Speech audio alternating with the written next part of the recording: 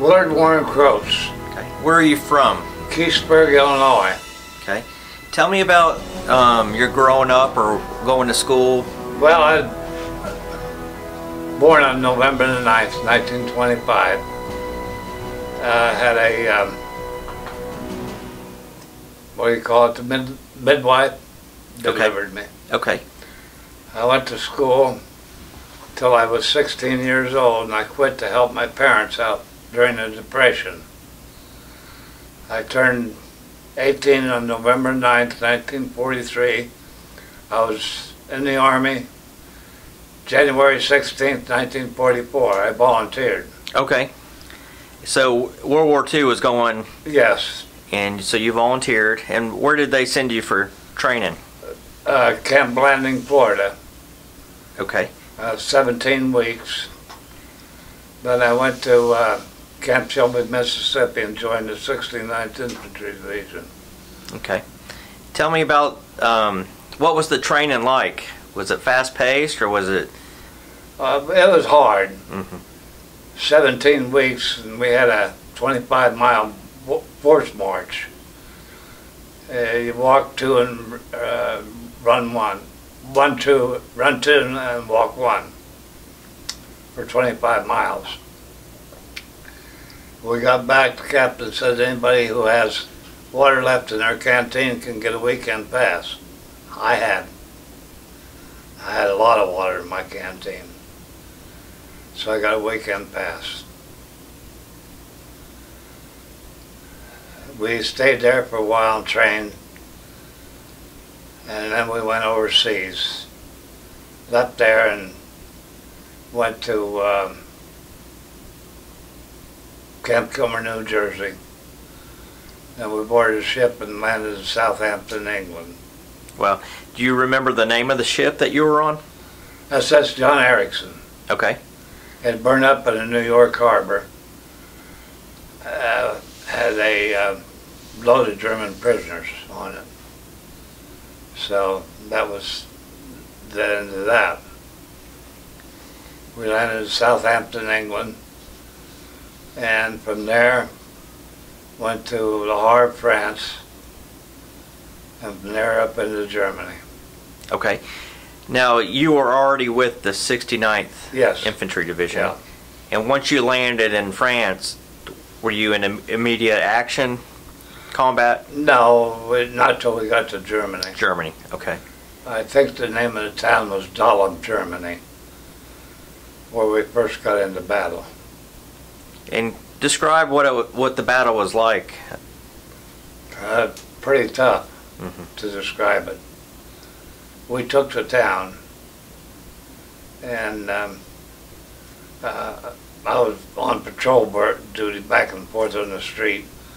I saw a light up in a building, and I called my lieutenant, and we went up and we captured a SS colonel.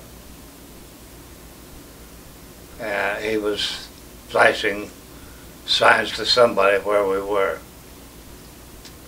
And from there we just went on up a different route. And what was how did the troops, their mindset, were they positive, were they? Yeah, most everybody was positive Mm-hmm. in our outfit. Well, good. Now, did the 69th Infantry, you stay in Germany and for your whole time in combat? Yeah. Until after the war. We were the first ones to meet the Russians on the Elbe River. In fact, we fought them for 3 days before we knew who they were. Really? Yeah. So what was the meeting like when you knew that they were the Russians? Well, they came over, and General Eisenhower come up and some other generals and talked to the Russians for a while through an interpreter. And I remember they got out their vodka and gave Eisenhower a drink, and he went like that because he didn't drink. Were you around Eisenhower? About 3 feet from him. And what kind of man was he? Very nice. Very nice. Very good man. A good leader? Yes. Yes. Very good. He was right with us all the time. And that ended the war. Now, did the 69th Infantry Division stay in Europe after the war, or did you head back to the... Well, they headed back, but I didn't have enough points to come home right away, so I had to go to another outfit, heavy maintenance organization. And I was stationed in Kassel, Germany after the war, which we captured on our way over. And then I transferred to Mannheim, Germany, and became a mess sergeant there. But I was a machine gunner during the war. Machine gunner. Yeah. 30 caliber water-cooled Browning automatic. And what was that gun like? Heavy. Heavy. It was water-cooled, and you carried the barrel, and it always had water in it. It was heavy. Mm-hmm. And it had to have water in it to keep the barrel from burning up. Did you ever run low on ammo? No, we had plenty of ammo. Plenty of ammo. Well, that's good. What about food? Tell me about how you ate when you were in battle. Ate? Yeah. K rations. K rations. C rations. And describe those to us. The C rations, some of them were good, some of them you just didn't like at all. K rations were better, but they weren't a home-cooked meal either. Mm-hmm.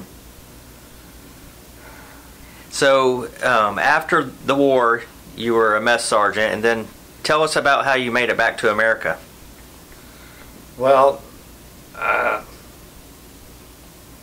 I was transferred to Camp Lucky Strike in Belgium, and from there I took a ship back to New York. I met a girl on the way overseas, and she took me to her parents' house for dinner.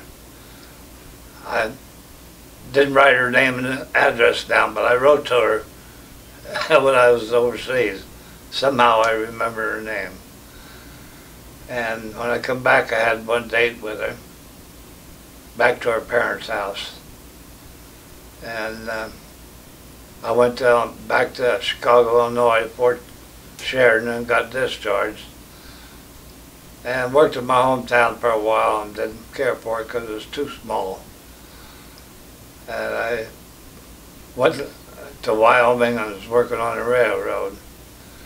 And this girl I met in New York told me she's going to Florida with her sister on vacation. So I said, dump your sister and come and see me, and darn it, she didn't do it. We were married for over 66 years when she passed away. Oh, wow. Well, we're sorry that she passed away. Yeah. She was 86 when she passed away. Wow. And how did you make it to Maryville, or Blount County? I worked at West Point Military Academy as a chef for 24 years. I was there in 24 years. I retired, but couldn't afford to live in New York after I retired. So I moved to Indiana. From Indiana, I moved to Tennessee and Saudi Daisy, then up to Decatur, Tennessee. And I had heart problems and operation. The doctor told me he didn't want me to walk up 17 steps to get into the house. So I sold that house and moved to Maryville. Okay, well, we're glad to have you. How old are you today? I'm 90 now. I'll be 91 November. Okay, well, good. And tell us what it's like being a World War II veteran in today's generation. When people see you wearing your hat and... Well, they buy me a lot of meals. Yeah. I go to IHOP and people take care of my check for me. But they thank you and for your service. All the time. Yeah. All the time. They're very good to World War II veterans. Well, that's great. You've earned every bit of it. Pardon? You've earned every bit of it. Is there any other experiences you want to share about being at war or with the 69th Infantry Division? Well, we captured several towns on our way. Kassel, Germany, Leipzig, Germany, Torgau, Germany. I can't remember all the towns that we captured. It was rough, but I'm glad I was in World War II instead of today. Mm-hmm. You knew your enemy then, now today you don't. Right. Did you lose many buddies? Pardon? Many of your buddies in the war? Oh yeah, my platoon sergeant was killed when a truck ran over a landmine, and he was only 10 feet from me. And I got a shrapnel wound in the leg, but Captain said, put some sulfur on it, wrap it up, he's not hurt bad. And that was never reported, which is okay. Mm-hmm. When I was living in Decatur, I met a fellow that told me to go to Chattanooga, and I did. They interviewed me down there for several times, and that's how I got my 100% disability. Okay. Arthritis in both knees and Mm-hmm. PTSD. Mm-hmm. Well, we are so grateful for your service, and Well, I thank you too. And really appreciate you. And, Thank you. And thank you today for doing this interview. Thank you.